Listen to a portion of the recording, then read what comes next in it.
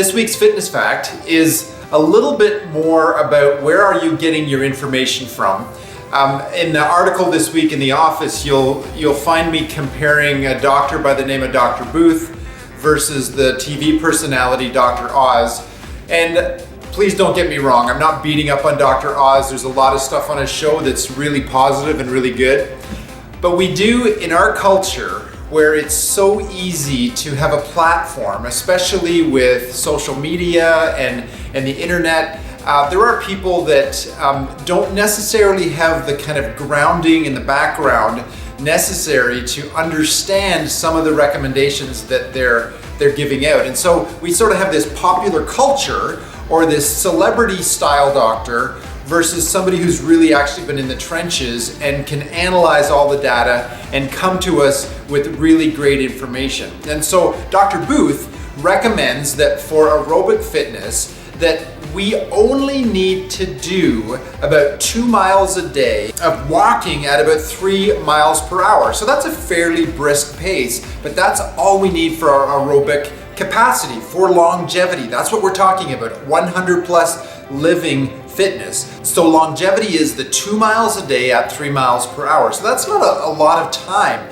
but it's the consistency that matters. So we really need to make sure that the people we're following come from a solid background in that area. And even I post, you'll find on our Facebook page, I post a fellow by the name of Chris Kresler, and he's got a clinic down in California, and some of his information is amazing, but he's actually an acupuncturist.